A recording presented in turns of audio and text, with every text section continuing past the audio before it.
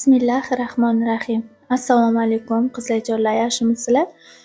Bugun sizlar bilan birgalikda 1 millimetrlik yarki qizil ezalondan atirgul yasashni o'rganamiz. Juda ham oddiy ko'rinishda bo'ladi qizlarjonlar. Ham molda, ham molsiz. Qo'lda qilib ko'rsataman qizlar. Ko'rib turganlaringizdek juda ham ajoyib. Mana shu qo'limdagi gulni ham yaproqlarini ba'zilarini qo'lda, ba'zilarini esa molda bostirilgan. Ya'ni aytmoqchiman, yaproqlari har xil, lekin shunda ham bilinmaydi, nejnigina chiroyli ko'rinishda bo'lgan. Xo'p, qizlarjonlar, agar atirgulni kattaroq razmerda qilib yasamoqchi bo'lsalaringiz, katta koptokchadan kichkinasidan mana shu ko'rinishdagi kichkina atirgul yasamoqchi bo'lsalaringiz, kichkina tennis koptokchadan foydalanasizlar qizlar. Bombastik moltimni razmeri 5x5 ga 4 razmeri qizlar. Endi katta yaproqlarni razmerini aytsam, katta yaproqlarni razmeri 6 ga 6 olasizlar. Gulni o'rtadagi g'unchasini 4 ta qilib, yaprog'ini 4 ta qilib olganman. Sizlar xohlaganlarcha qilib olsalaringiz bo'ladi. Ko'proq qilmoqchi bo'lsalaringiz ham bo'ladi, lekin 4 tadan kam qilmasliklaringiz kerak. O'rtadagi tomchini razmerini o'lchab ko'rdim. 6 qizlarjonlar. 6 razmerda tomchisi. Keyin katta yaproqlari ham 6 ga 6 olasizlar. Mana shunaqa tennis koptokchadan olib qorincha chiqazib olsalaringiz bo'ladi. Xuddi shunaqa qilib qorincha chiqazasizlar. Xuddi molda bostirilganday bo'lib, juda ham chiroyli chiqadi yaproqlari.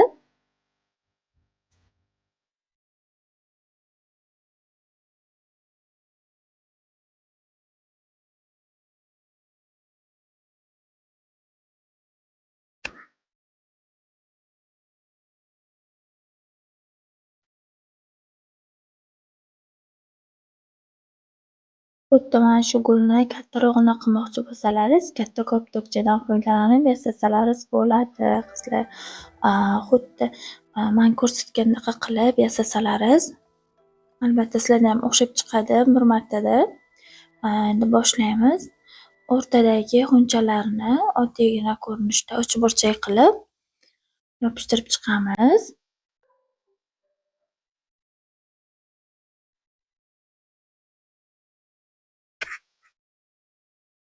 Kuchli ko'rinmasligi kerak qizlar. Shuni uchli qilib yaxshilab yopishtirib, o'sha yopishtirgan joyimizdan ikkinchi yaprog'imizni yopishtirib olamiz.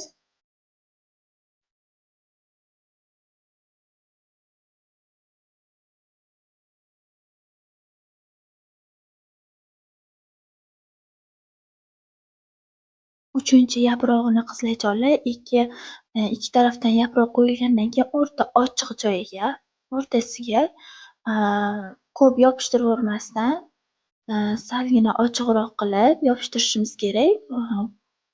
Uncha ochilib kelayotganday bo'lib turishi kerak. Mana shunaqa qilib ochiqroq qilib yopishtirib olasizlar. 4-chi yaprog'imizni keyingi ochiq tomonidan qilib, xuddi buni ham ochiqroq qilib yopishtirib olamiz. Ozgina nomigagina kley tomizib olamiz. Ko'p kley shart emas.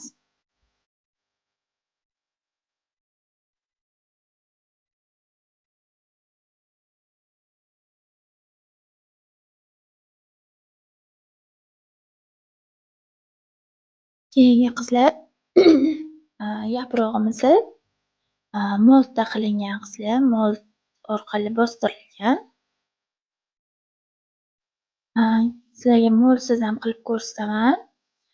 Agar mana shuni molsiz qilganimizda koptokchada mana shunaqa qilib qorincha chiqazib olsak ham bo'lardi. Xuddi mana shu ko'rinishda bo'ladi. Hozir darsim davomida ko'rsatib o'taman buni ham. Lekin qo'limdagisi qizlar molda bostirilgan. Ozgincha kley surib olamiz.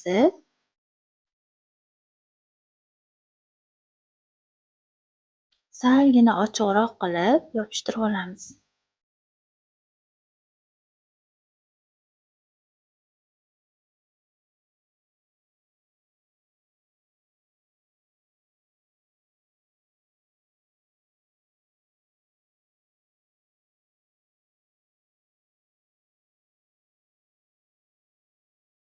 Keyin yaprog'imizni ham salgina ochiq qilib, ustma-ust qilib yopishtirib kelaveramiz.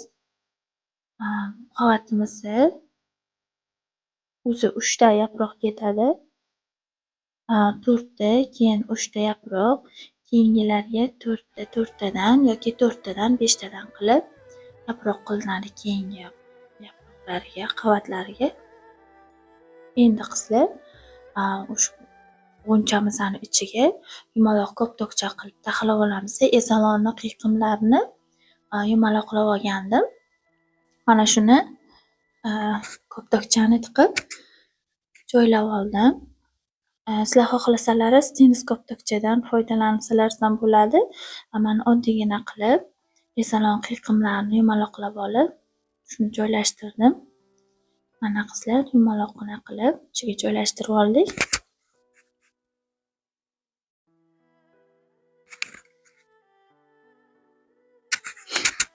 Endi keyingi yaproqlarni qizlar kesishini ko'rsataman. 6 ga 6 bo'lgan to'rtburchak, uchburchak tomchi shaklida qilib emas, pastini yumaloq qilib kesib olishimiz kerak. Xuddi mana shu tayyor molta bostirilgan zimzidaqa bo'lib, tagi yumaloq bo'lib turishi kerak, tomchi shaklida emas. Aylantirib kesib olamiz.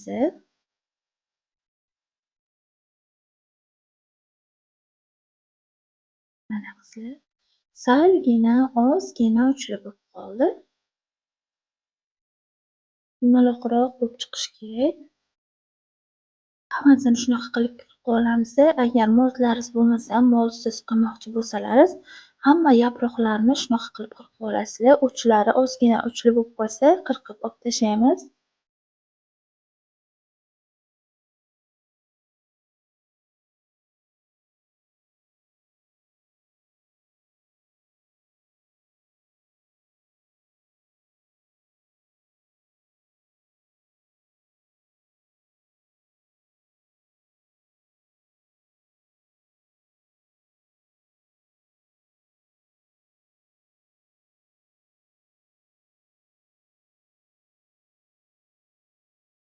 Mana qizlarjonlar, qirqib chiqdi yaproqlarni ham. Endi buni qorincha chiqazib shakl berib olamiz.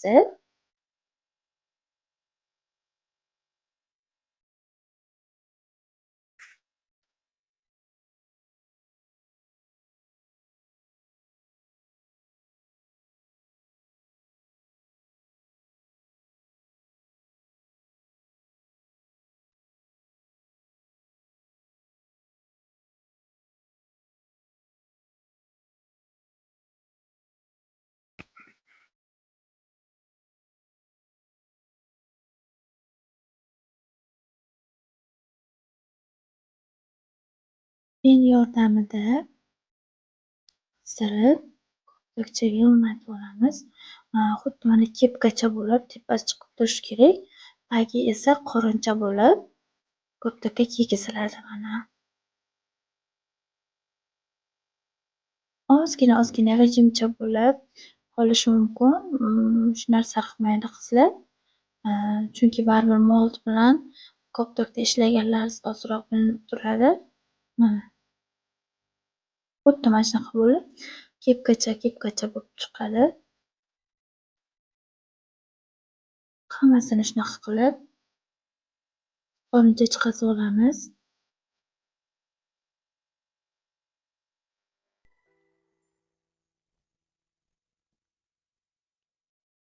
Shunaqa g'ijimcha bo'lib qolgan joylarni qirqib olib tashlasak ham bo'ladi. O'zi qolsa ham hech narsa bo'lmaydi, tagida qolib ketadi.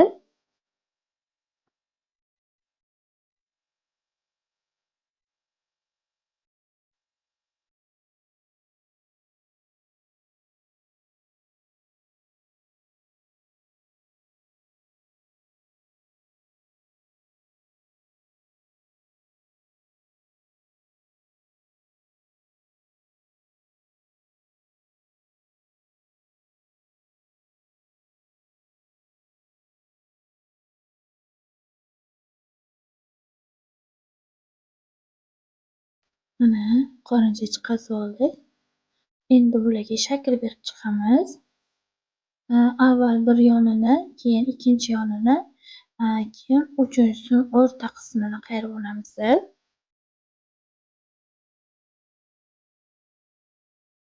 Ikkinchi yonini, bittasini ham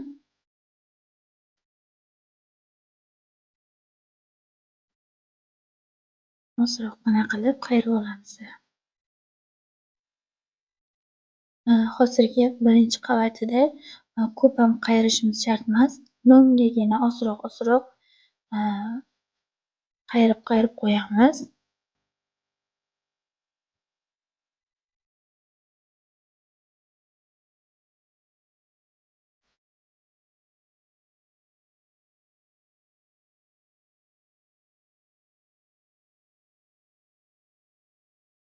Avval bir yonini, keyin bir yonini, keyin o'rta qismini qilib qayirib chiqdim.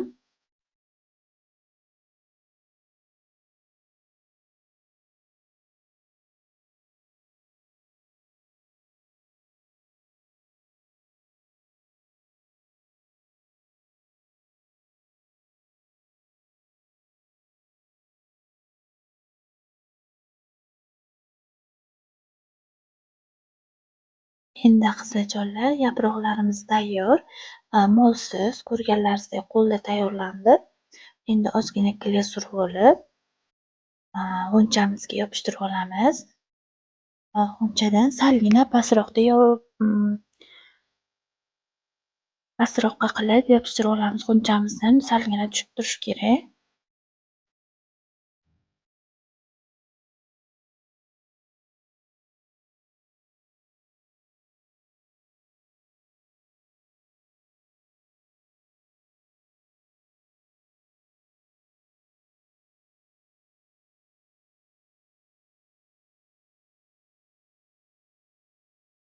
Hozir 4 ta qilib terdim. Xohishlaringizga ko'ra 4 ta yaproq yoki 5 ta yaproq qilsalaringiz ham bo'ladi. 5 ta qilsalaringiz sal kattaroq bo'ladi. Bundan keyingi qavatini ham 5 ta qilsalaringiz bo'ladi.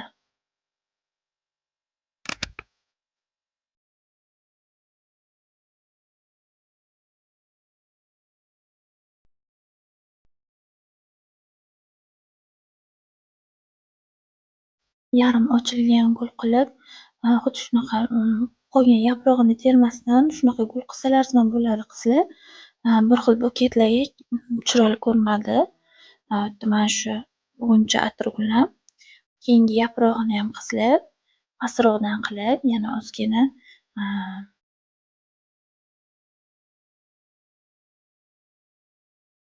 yopishtirib olamiz. Endi keyingi qavatlarini yana tushib keladi. Bundan keyingi qavat ham qilaman desalaringiz bo'ladi unda ham, lekin ozroq gulimiz katta bo'lib ketadi. Hozir sizlarga o'rtacha kattalikdagi gulni ko'rsatyapman.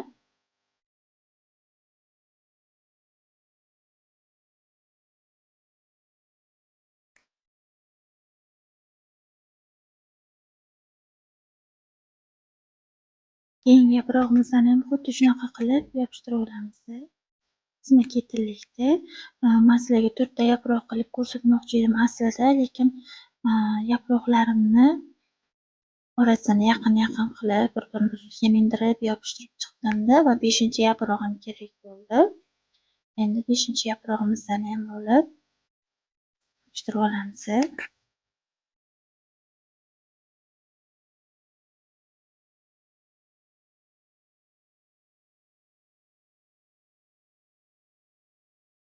Ozgina kle surib, ochiq qolgan birinchi yopishtirgan yaprog'imizni tagidan qo'yaveramiz.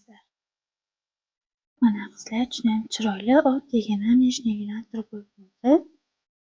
Buni tayyor buketlarga yopishtirib qo'ysak bo'ladi. Tagidagisi chishlichkasini oddiygina qilaman qizlar. Doimo bir xil shunaqa qilib chishlichkasini qilaman.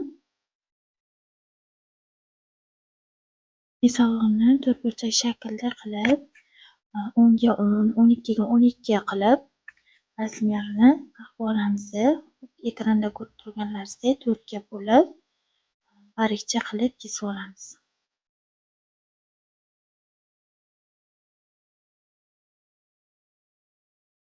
Yasalishi judayam oddiy, oson. Men o'zim doim shunaqa qilaman. Atirgullarni, shishlichkalarni faqat shu yo'nalishda qilib olaman. Chetlarini ozgina qayirib chiqamiz.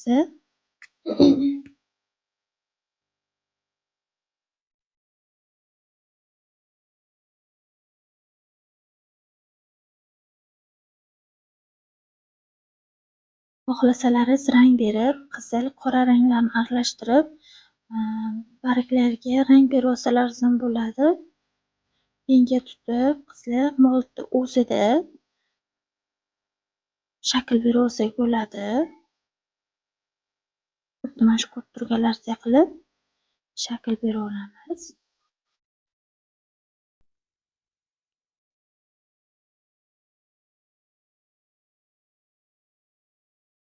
Agar mold yo'q-ku desalaringiz, moldni o'rniga yumaloqcha bo'lgan birorta kichkinaroq sharcha, do'ppicha, koptokchalardan foydalansalaringiz ham bo'ladi.